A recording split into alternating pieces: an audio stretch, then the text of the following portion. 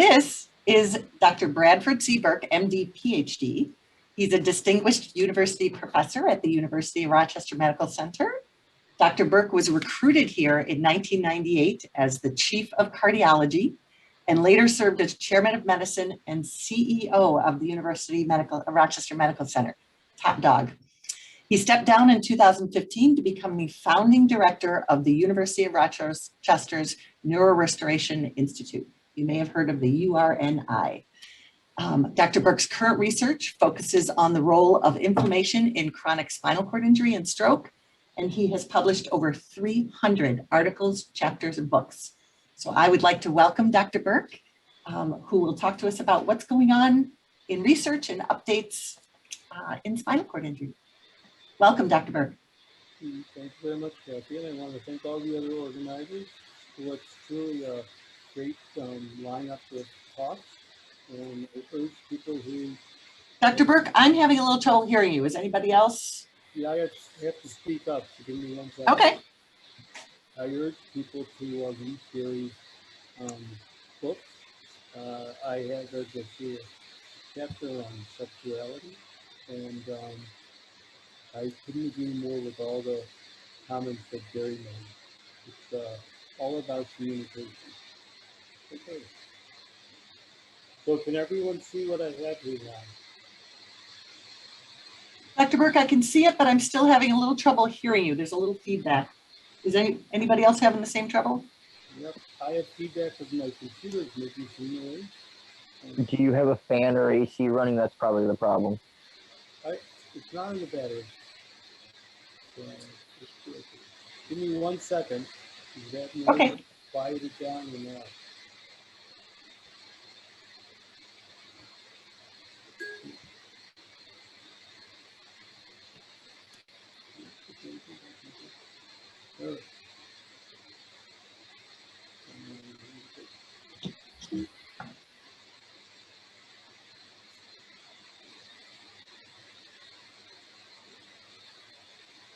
Yeah, I know, it sounds like the ocean's there.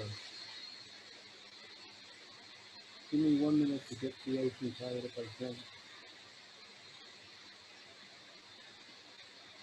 Gary was really smart not to have so many slides. Okay. Can you hear me now? Am I loud enough? Or is the ocean still too loud? The ocean actually just got a little, oh, the ocean just went away. Good. Okay. Oh, so came back a little. Give us a little background on what we're going to talk about. This is the brain, and down below is the spinal cord. And I think the key point I can make about the slide is that the spinal cord, as it descends from the brain, brings a whole collection of information. The part that we focus on is the motor cortex, which is right smack dab in the middle, and then the somatosensory cortex. And if you think your whole brain is dedicated to just those two areas, you couldn't be more off. As you can see, they're actually a very small amount of your brain. And in fact, the visual cortex, all by itself, occupies as much room as the motor and the sensory cortex. So what we're going to focus on today, which is movement and sensation, is actually a very small part of your brain. And one of the goals that I'm going to talk about is neurorestoration and neurorecovery. And a lot of that comes from using other parts of your brain to help you do the tasks that you're used to. Now, for those of us who are have different degrees of paralysis, this figure is quite useful because it shows you, for example, where Gary's lesion is, which is way down in the bottom of the blue at T12, and I'm way up there at the top between C3 and C4. So there's a lot more nerves missing in my body than in Gary's, but we still have very similar problems. We're still in wheelchairs. Mine's a power chair, and we still have problems with sex and with urine and other things. And so I think what's most important is that we're a spinal cord injury community, and we come together for events like this to help each other no matter where our problem is. So this is a picture of what happened to me. On the left, this is a CT scan that shows that my head flexed forward. It fractured the vertebrae right there. And then it also, if you look between the numbers 2 and 3, you'll see that there's a big widening space. That was all the blood and everything that flowed into my injury. And if you look at B, what you're looking at here is MRI, and it shows that the white fluid, that's the cerebral spinal fluid that covers the spinal cord. And right here where there's been an injury, the cord is being compressed by that injury, by the blood and the fluid that are around the injury. So this is a really traumatic event. Most of us never get to see it because unless we have eyes behind our heads, you couldn't see there. And it's also quite a few inches deep within your body. So one of the hardest things about a spinal cord injury is you can't see it. And yet you have all the side effects associated with it. So I'm going to talk about 4 areas that I think we're going to be seeing some very exciting adaptations to. And those are devices. I'm going to go into them. Drugs and other devices that enhance this thing called neuroplasticity to help us reuse parts of the brain. I'll talk a little bit about regenerative medicine, which really is a fancy word for stem cells. And then I'll talk about integrative medicine, which is where you combine what many people call traditional Western medicine with some of the therapies that come from China and the rest of Asia. And just for definition, complementary therapies mean that we use these in addition to what we do with Western medicine. Alternative therapies are when you replace Western medicine with another kind of medicine or another kind of treatment. And so we're not talking about alternative. We're not saying you can take some plant root instead of taking your lyrica. And so those are important differences. But we'll talk about complementary medicine. Okay. So in terms of the devices, the one I'm going to talk the most about is spinal cord stimulation, which includes something called epidural electrical stimulation. And I think almost everyone here has seen or had personal experience what's called a TENS unit, a transcutaneous electrical nerve stimulation. And this is sort of the DC-3, the 60-year-old version of what I'm going to talk about, with big fat pads. And the only thing you can modulate on this, that you can change, is the width, that is how long the stimulus occurs, the frequency, how often in a minute it occurs, and the intensity, how powerful it is in terms of the volts. And what we're going to talk about are machines that are much smaller, that have only one wire, and can be adjusted in many other ways. So here's a picture on the left of what it looks like. So there's a battery that's usually placed somewhere near your pelvis. It has 2 wires, positive and negative, that go to, on the left, the blue thing, it shows you about the size of it. So it covers about 3 vertebrae. And on the right, it's an X-ray, and you can see those electrodes. Each one of those little white dots is an electrode. And, oops, sorry about that. I got too excited. Take it back.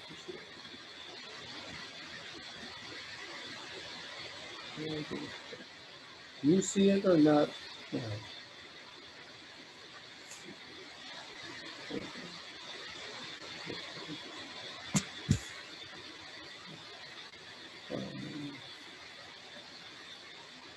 So you're not seeing this, are you? Can someone tell me what they're seeing? Yep, we're seeing the spinal cord stimulation slide. Oh, good. And the whole slide. Yeah. Okay.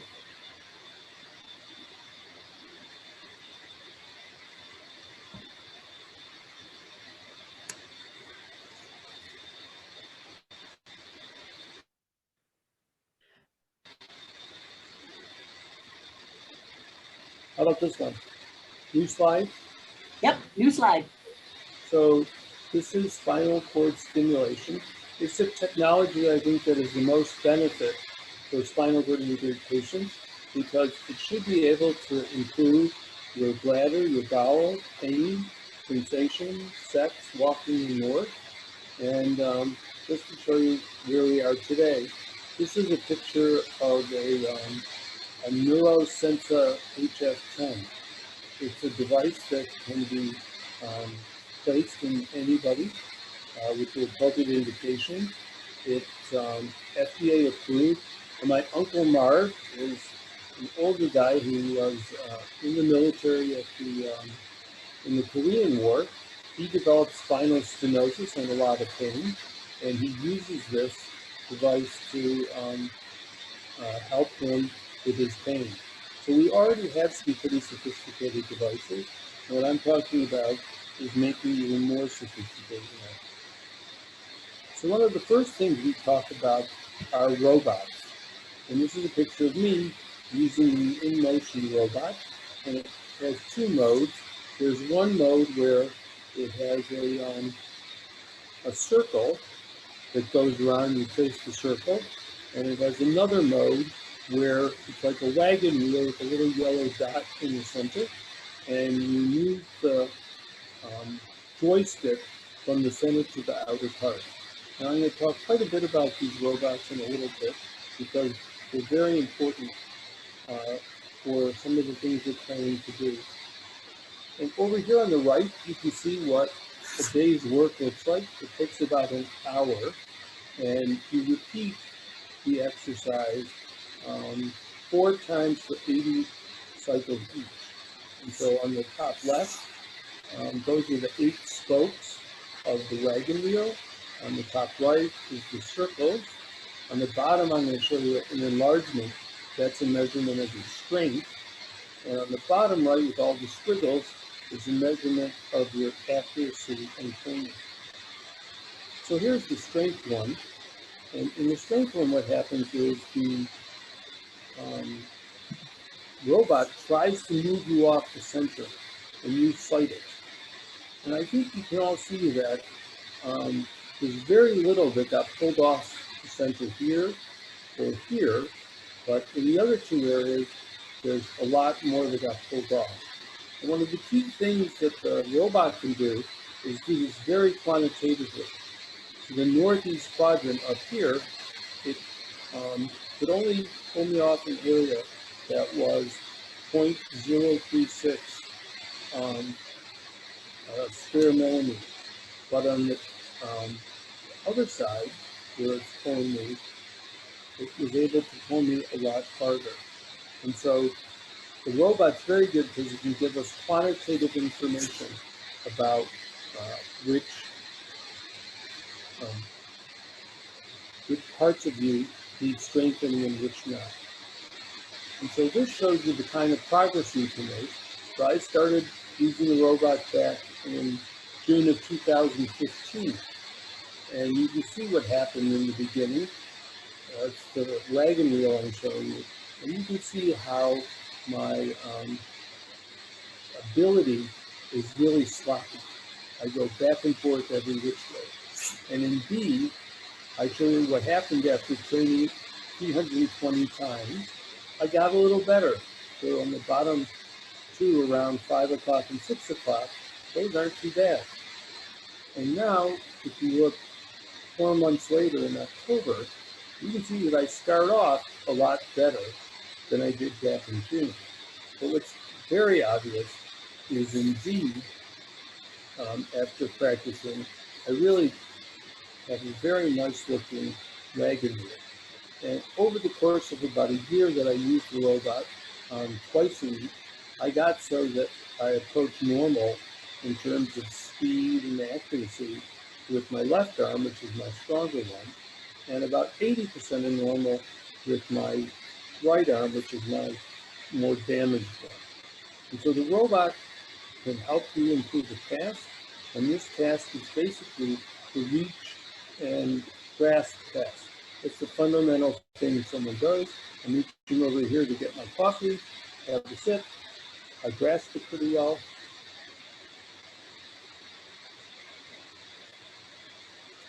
Last sip, always good to the last drop.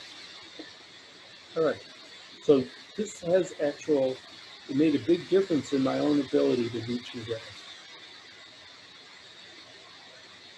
All right, another form of stimulation is functional electrical stimulation, in which, as you can see, for this individual, it's a little bit like the TENS unit.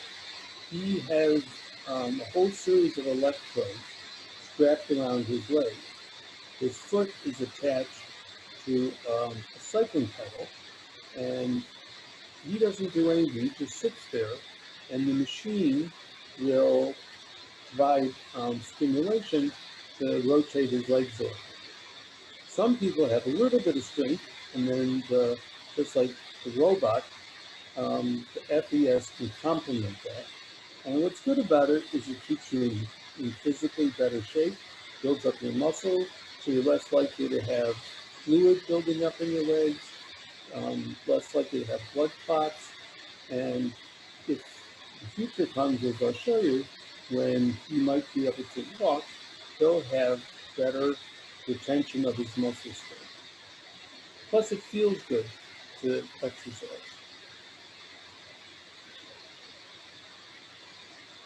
So I'm going to start talking about different forms of locomotion.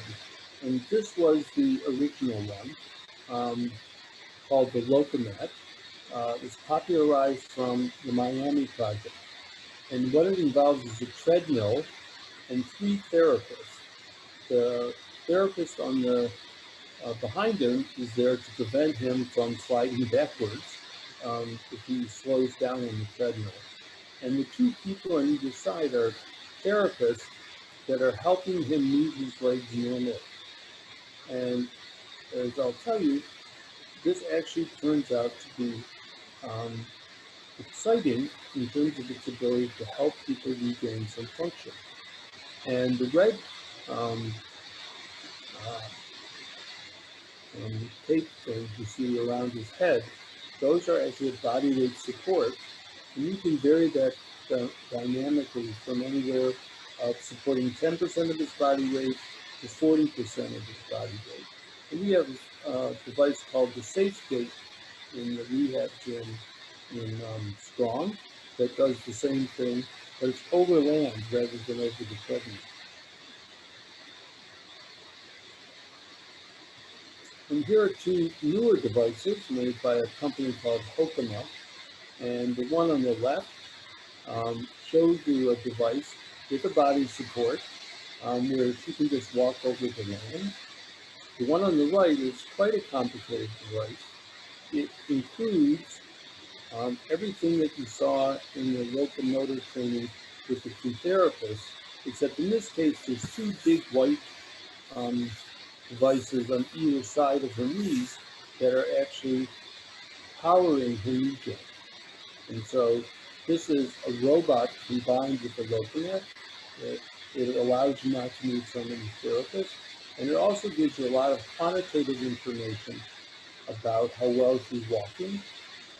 And the treadmill that she's walking on actually has sensors, so they can determine how well she's doing with her heel strikes, toe, etc., and actually provide the therapist with the ability to optimize her walking based on what the robot shows. These made a big hit. They're called the exoskeletons, and both of these are made by VWalk. The one in A is the original that went all the way up to your chest. The one on the right is the new one called Restore.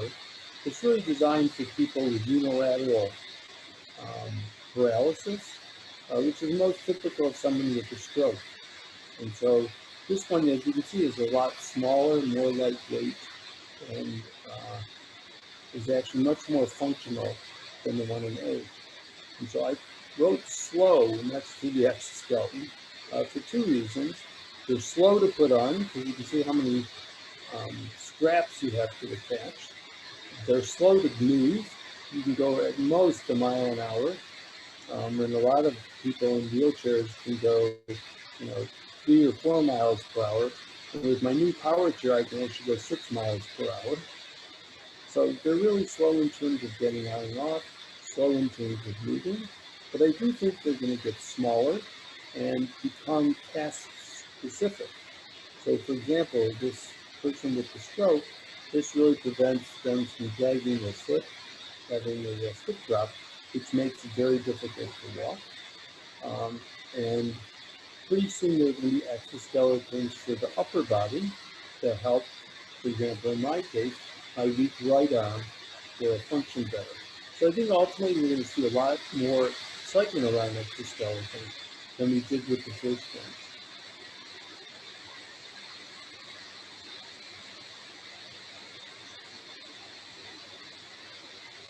Okay, and so this is an example of that upper arm. This is a mechanical forearm orthosis that's holding this individual's hand over his tablet so that he can easily move it against gravity. And we're going to have smart exoskeletons that can follow certain initial movements that you make and then provide you the force to complete the movement. And so he can probably only move very slowly over the tablet using this device.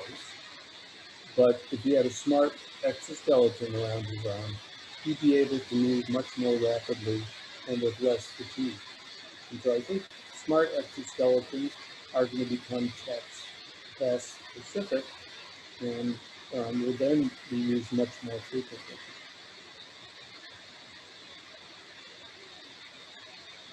I also think there are going to be big advances in wheelchair technologies, and by far the biggest advance is going to come from batteries. So as you know, there's been enormous advances in battery technology, mainly because of motorized vehicles. So Tesla being probably the best known name, but many, many other companies are involved in battery technology. And that means you're going to have very lightweight power assistance for your wheelchair. And some of you may have seen or even have some of the power assist wheelchairs or have friends and family members that have an electrical bicycle that has a power assist. And these are becoming much more affordable and much better because as the battery technology improves, they become lightweight. And a lot of people who've been in the chair for 20, 30, 40 years develop real issues around their shoulders, in particular the rotator cuffs get damaged. And you don't have, hold on 1 second, if you don't have a way to take the load off your shoulders and arms, you may lose range of motion that will impair your function. There are also going to be improvements in frame technology. Kevlar, which is used both for protective armor, but in the bicycle world is used for tubes and the like. It's a very nice composite material that both is super lightweight, but also flexes. So it has like a built-in shock absorber property. And then people who have really severe motor dysfunction, will be able to use smart wheelchairs. And that means, for example, like autonomous driving. So as you probably know, several of the motor vehicle companies have been trying to develop cars that drive themselves. And this will be similar in which either combined with verbal commands. So I use verbal commands a lot. I'll tell Siri or Alexa what I want done, and they'll do it quite easily for me. And I think you're going to see that that translates into more autonomous driving, both of a car and also for your own wheelchair. So I think these are going to be really big advances in wheelchair technology that'll make the chairs much easier to use. And here's just one example that's already in existence, which is you can take along an electric third wheel, very lightweight, and just add it to the front of your wheelchair. And now you have an electrical assist that you can put on and take off. And these kind of devices are going to become much more prevalent, I think, particularly as those of us age and develop all the same problems that other aged people do, like arthritis and back pain, etc. So this is the eureka moment, and the big discovery that's happened over the last 10 years has been that humans, just like rats and mice, have what are called central pattern generators. And also, even after you've had a complete spinal cord injury, you may still have preserved nerve. And that means that the dogma that people with a complete spinal cord injury will have no recovery of function below the injury level is not true, because there is still a connection from the brain to the muscles and nerves below, but it's just not functional in that case. All of this got turned on its head 10 years ago when a paper was published describing a 23-year-old man who was a complete paraplegic, and he regained the ability to stand and perform stepping movements voluntarily. Now then, it took an enormous amount of practice. He did 170 locomotor training sessions over 26 months. And then he had a 16 electrode array, like I showed you, placed in what's called the dura. The dura means hard, like durable, and it's the outer covering of the spinal cord. And the electrode went from L1 all the way to S1, so quite a long distance, 5 vertebrae. And it enabled them to stimulate his legs with electricity. And at the optimal EES setting, he was able to stand with minimal assistance and make stepping-like movements. And after 7 months, he actually regained some voluntary control over his legs. So this was the first example, I think, that there was enough information in your spinal cord that if you just stimulated it and made it wake up, that you could actually walk with it. And this is a diagram of what was happening.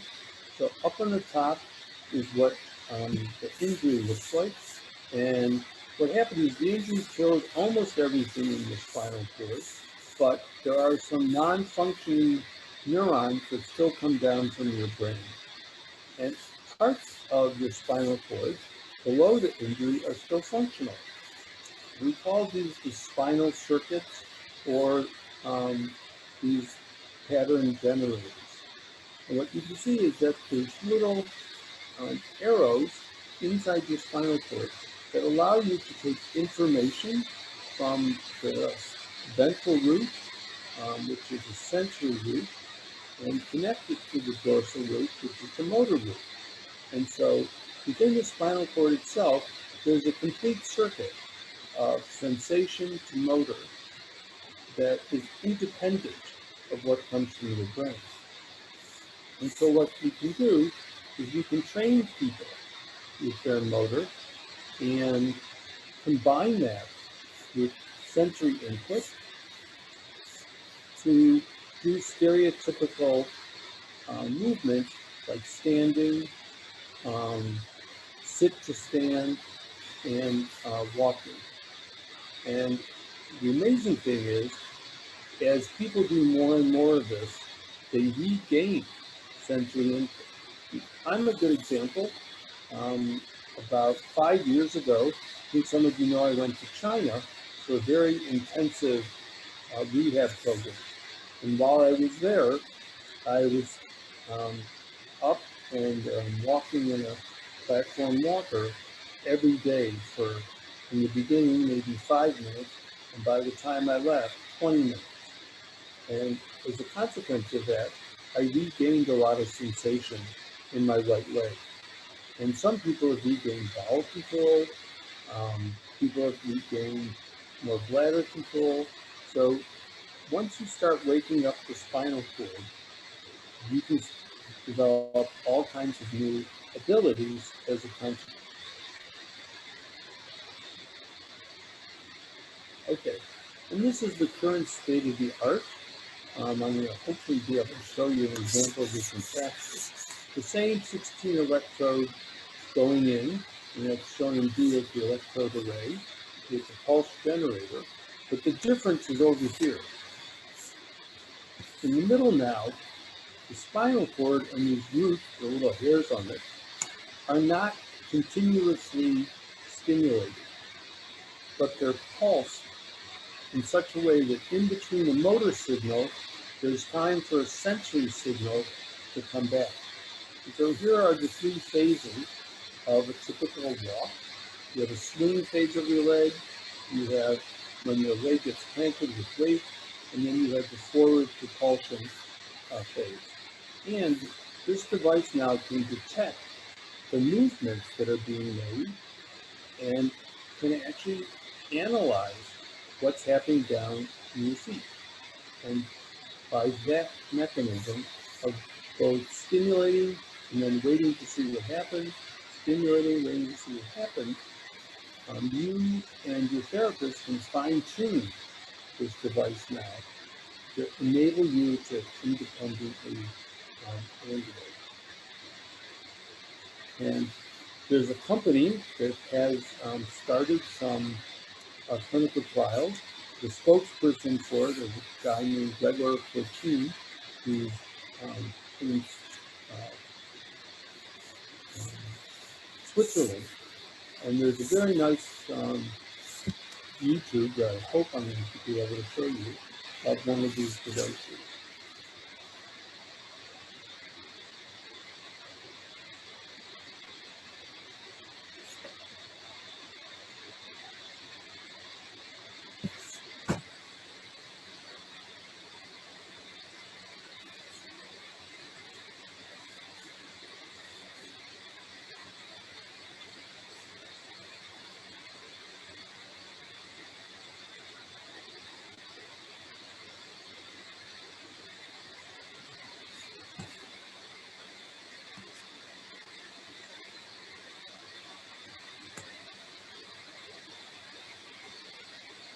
Music.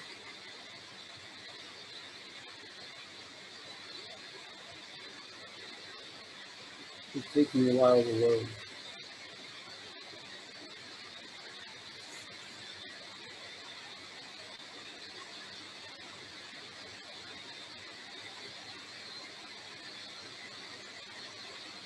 It's in control in real time. It's very important for us because we understand we have a very sophisticated stimulation process. So we put the person upright, we measure the residual kinematic with video, and on this basis, we send these electrical pulses that are going to activate the spinal cord as the brain is trained to do. How does it work in real life? So this is David. Stimulation on means we are delivering this electrochemical stimulation that are synchronized with the movement. Stimulation is off, he can't walk. Back on, and immediately is reconnected with the executive center in the lumbar spinal cord. And I wait my word, he's reconnected. We don't induce movement, we enable him to control the movement. And you see this in that video, in which with his left leg, which is normally completely paralyzed, we ask him to make normal step, and then very large steps, but without changing the stimulation. Small steps and no very large steps. So you see that his brain has an adaptive control over the activity of his otherwise paralyzed muscles. And this occurred because we understand the science. This is really something I want to emphasize, because if we stimulate continuously, as we used to do in rodents, it does not work. he can't walk. Hence the importance of the scientific understanding, which sometimes we forget. We jump too far rapidly to clinical application. Why is it important? Because then we can train David, and not automatically in an exoskeleton, but actively with real power and real activation of the circuitry. And the result is very surprising and unexpected, because not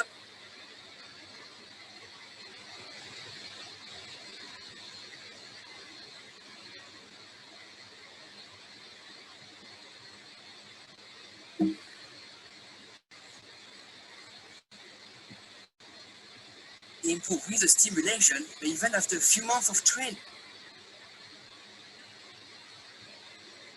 But got the motor intention, which then we would link to the stimulation system.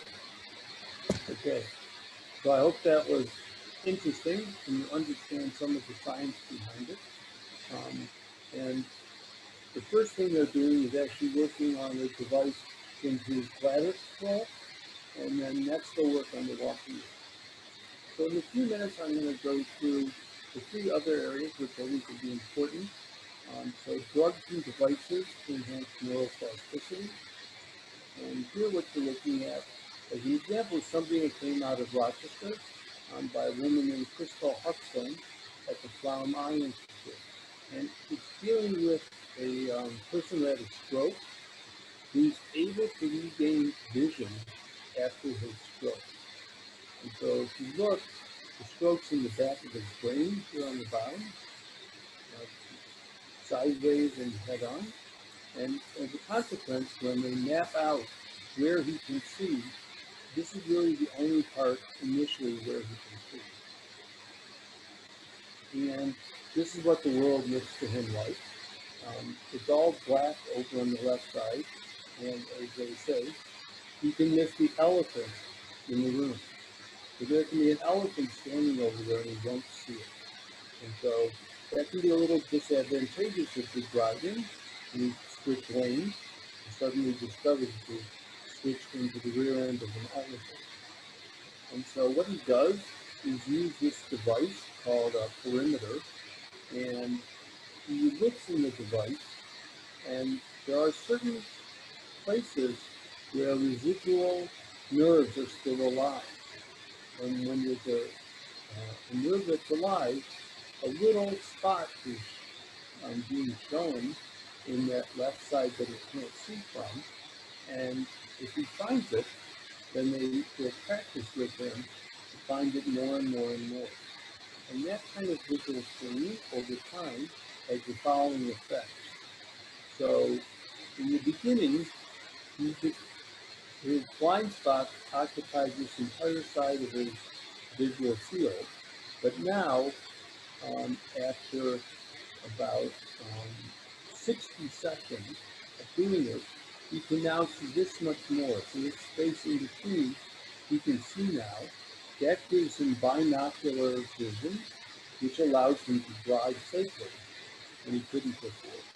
So a small change like this can have a very big functional effect, and the vision system is one of the easiest to do because it's so accurate. But what I'm going to talk about is using the robots, you can achieve that same level of accuracy for motor in other areas. And so here's some drugs. So the idea behind the drugs is to improve the communication in the brain and to promote what's called synaptic plasticity. Synapses are where one nerve binds to the next nerve and sends a signal to it. And if you can recruit more and more nerves for an individual signal, that signal will get more powerful and will actually allow the person to establish a new functional connection. And another way to achieve the same thing is to actually improve the learning part of your brain, which, for example, is in the hippocampus. You can imagine what a big market there might be for a drug that made you learn better. Every kid in school would be on it. And there are some trials underway now with drugs that activate the dopamine system. Those are the same drugs that are used for Parkinson's disease. And there are serotonin drugs, which are some of the same drugs used for depression. Both of these drugs bind to receptors that are highly expressed in the hippocampus and are being studied for their ability to improve learning. There are also devices, and this is a picture of a device. It's called a transcranial magnetic stimulator. And these two little paddles set up in an electrical field, which then induces a magnetic field. And then you can aim it so that it stimulates specific parts of the brain to promote neuroplasticity and learning. The data right now aren't conclusive, but there certainly are some individuals who can respond very beneficially to this kind of device. Okay, so probably the area I get asked about the most is regenerative medicine. In fact, a lot of people ask me, well, didn't you get stem cells when you went to China? And I said, no, I didn't get stem cells. I got exercise 6 hours a day. And I'm going to spend a fair amount of time on this because I want people to be aware of all the risks that come with stem cells and what we're talking about. So stem cells share two properties. They can renew themselves, and they can also differentiate from one form to the next. And so this self-renewal is the ability of the cells to grow without losing the ability to differentiate. And differentiation is the ability of the stem cell to change into a specialized cell that makes it an adult tissue. And so we're interested in making nerves. So we would have an embryonic cell, maybe taken from the brain of a fetus, and we would culture that cell and then figure out the ways to make it become an adult cell and then inject it into the brain. And so we can get them from human embryos, or we can actually get them from adult tissue. And you can genetically reprogram them using just a cell from your skin called a fibroblast. And then we inject those with very powerful proteins known as transcription factors. These transcription factors then can turn the cell from the fibroblast, a skin cell, into a neuron, a brain cell. And stem cells made by this technique are called induced pluripotent stem cells. And the big advantage they have over other kinds of stem cells is they're yourself. So you take your own cells, you change them in the tissue culture, and then you differentiate them and transplant them. And that's called an autologous donation. You're giving yourself your own cells. And so immune compatibility is much better, and the cells aren't rejected, which is a problem with some other approaches. So nerve regeneration refers to the regrowth or repair of neurons after injury. And it's important to realize that neurons, which are the cells that carry the signals, are supported by lots of other cells in the brain called glia, astrocytes, and oligodendrocytes. And if all you had were nerves, you wouldn't be able to function. So it would be like having a bare copper wire carrying all your electricity in your house. You wouldn't have a switch to turn it on and off. You wouldn't have a coating to prevent it from short-circuiting. So you really need the support cells as well. And here's where stem cells have their big advantage, because they can regenerate the entire tissue. Because they're similar to what was present in embryonic development that formed the complex nervous tissue that's the brain and spinal cord. So that's really the big difference, is the cells have this ability to form everything. And it turns out that if you try to do the other thing, transplant and mature specialized cells, they don't self-organize. And so that's not a successful approach. But there are 6 major concerns that I think we need to address before human tissue-specific cell transplants can occur. So the first one is it requires an environment that provides the stem cells with information about the correct location of interaction with other cells in the tissue. This is really like a scaffold or a matrix for the cells to fit into. And if you have a scar, the cells really can't do anything with the scar. So you have to somehow get rid of the scar. Timing may be important as well. So in spinal cord injury, you may have only 1 or 2 days immediately after the injury to do the transplant, because afterwards, lots of inflammation occurs and a scar forms, and the stem cells can't find their right home in the scar. So you're essentially locked out of the house and can't get in. It's also difficult to make enough stem cells to fill in the space left behind. And this is particularly for the induced pluripotent stem cells, which stop growing once they differentiate. And so making enough cells, we're talking hundreds of billions of cells, is difficult to do. Another problem is that some cells, once we put them in, may not function properly after transplantation. They might actually make the situation worse. So I always tell people the fibers that are sent to you that come from your body, the largest number of those fibers are actually pain fibers. You may take somebody who has no pain, you now give them a transplant, they make new connections, but unfortunately the majority of the connections they make are with pain fibers. And now you'd be left with intractable pain.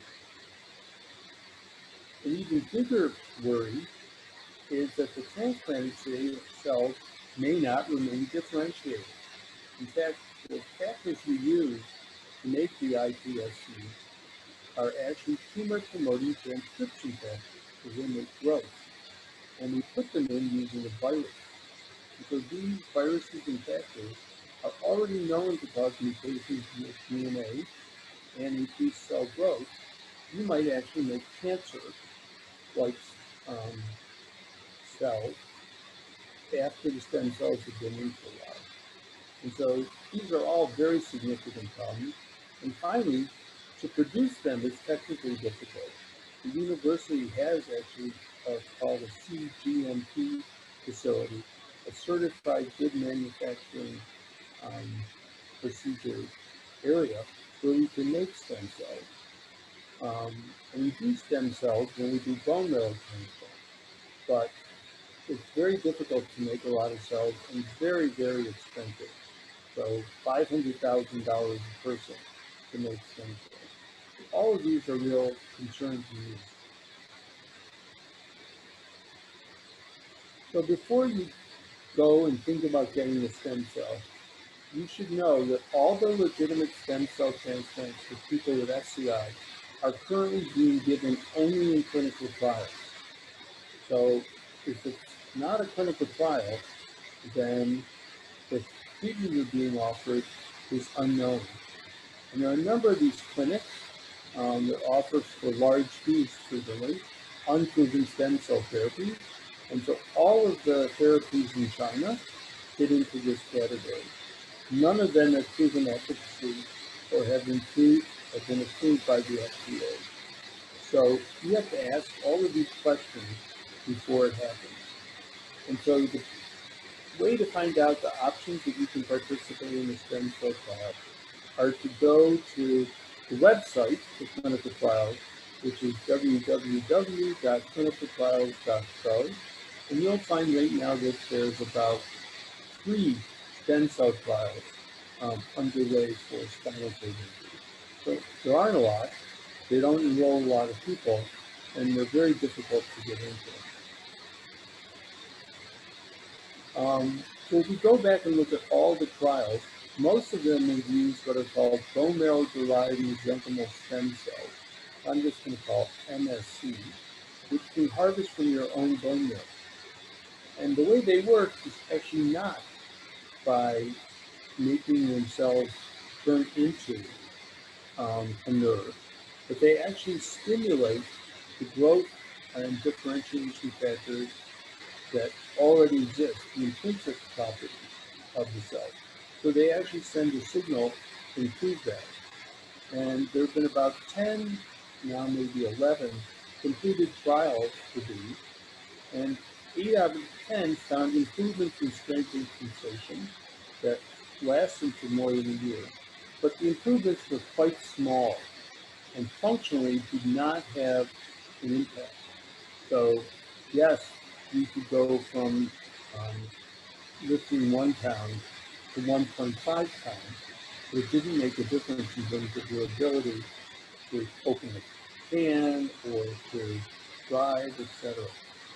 There was one large trial that was completed, the largest one, and it showed no recent neurological improvement to start with, but then over time, among the 50 patients who got who had rehab therapy and transplantation, about half had significant improvements in function. So I do think they have potential. We just have to wait till we can optimize it in clinical trials. Okay. So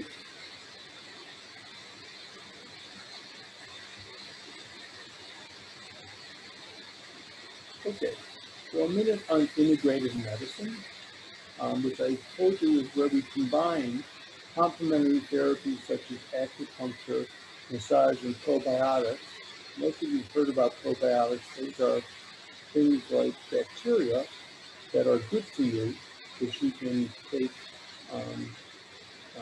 by mouth or into on your body. And acupuncture is one of the oldest complementary therapies. And what's interesting, if you see the little black arrows that I have, that's the liver meridian. What you can see, the liver meridian follows almost perfectly this line from below the liver all the way up into your neck and just outside your ear. And if I showed you the way that the vagus nerve travels, which is the 10th cranial nerve, you would see that it goes almost the exact same way, and it plays an enormous role in the function of your stomach and of parts of your intestine, just like the liver meridian. So acupuncture is not random. There actually are anatomic structures that correspond with the 12 meridians. And in China right now, they're spending an enormous amount of money to understand the biochemical and physiologic mechanisms that work. And the two that I think are the most interesting right now are acupuncture and massage. And we know that acupuncture opens potassium channels, and those potassium channels decrease the transmission of pain signals. Massage actually stimulates other nerves, the nerves from pressure, and those pressure nerves travel faster through your brain than pain nerves do. And so while you're getting massage, the pain goes away, and over time your brain learns how that feels and will lower the amount of pain. Another big area, which is where this probiotic comes from, is the healthy diet. And about 30 years ago, the Campbells, one of whom, Tom Campbell Jr., is on our family medicine faculty, did a large study on what the Chinese eat and why that helps them. And we don't fully know, but it's become clear that there's a link between nutrition, that is the kinds of food you eat, the way that the gut grows the bacteria that come into it, and this is where probiotics are designed to change the bacteria in the gut, and the nervous system. So I wanted to end with a discussion about the Neurorestoration Institute, what it is and where it's going to be taking place. And here's our mission and vision. And one of the big things I hope is that we become a national destination so that Rochester becomes better known for its medicine than for the decline of its two big employers, Kodak and Zurich.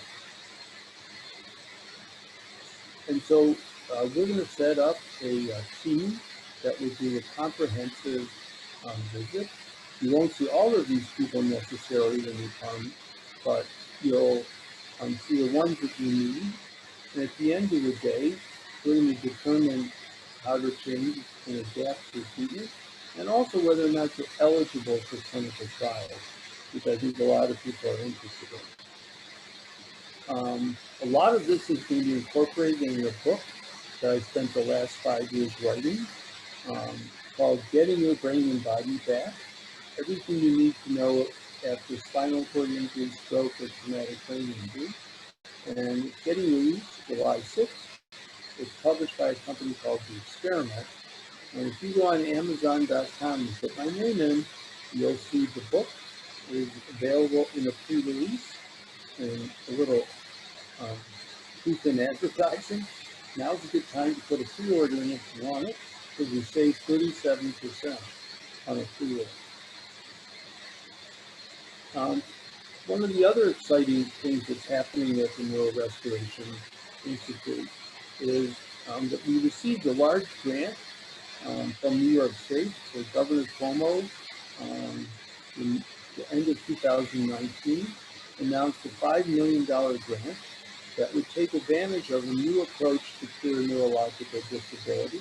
We focused on stroke because it's so common, but I think over time we'll be able to work on spinal cord injury as well. And there's 3 institutions that are doing it. The Albany VA Hospital, which is a big spinal cord injury center. The Berk Neurological Institute in White Plains, which is where people who are in the Cornell and Columbia healthcare systems go for their rehab. And the medical center up on the 2nd floor. And so we're going to be starting a clinical trial for this. September 1st will be our first trial, and our approach really is what we need, which is to improve the quality of neurologic disease trials by using the robot that I showed you with the joystick, which can quantitatively assess outcomes, so that the data we get are much more accurate than would occur otherwise. So I'm going to stop there. I leave you with our medicine of the highest order signature, and be happy to take any questions you have. Thank you. Thank you, Dr. Berk. We are bumping up against our next speaker, but there was a question in the chat. How readily available are these stem cells, being that there is a small treatment window?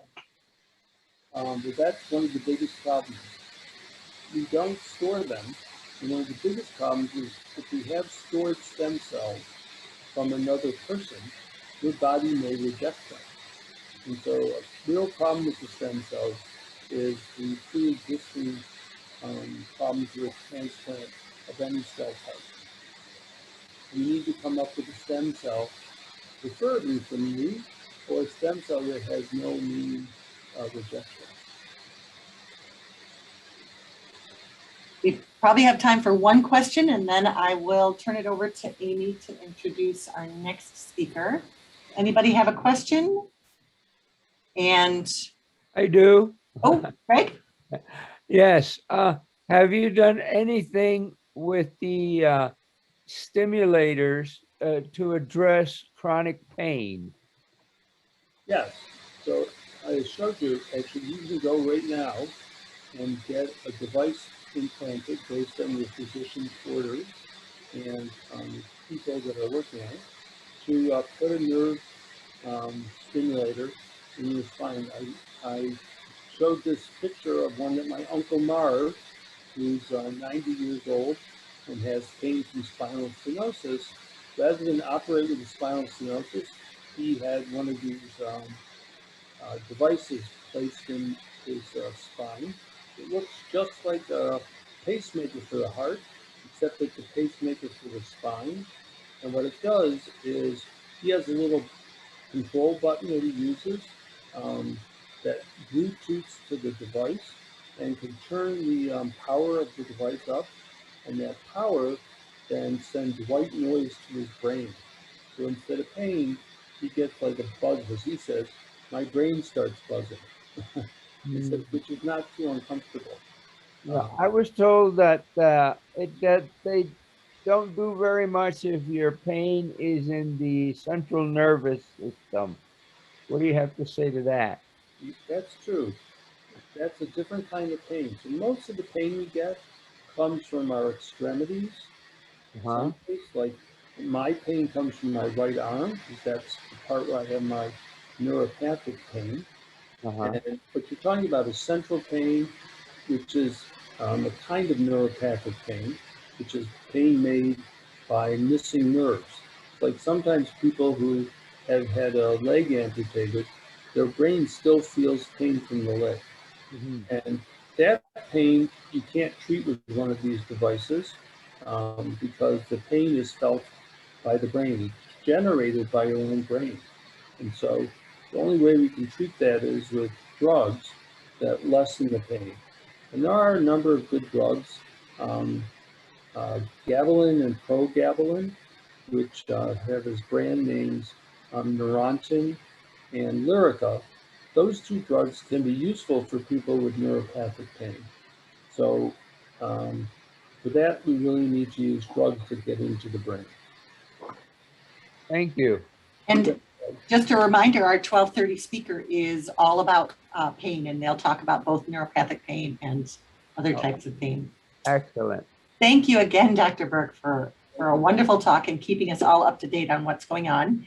And we'll be carefully watching what's going on at the URNI and see how we can all participate.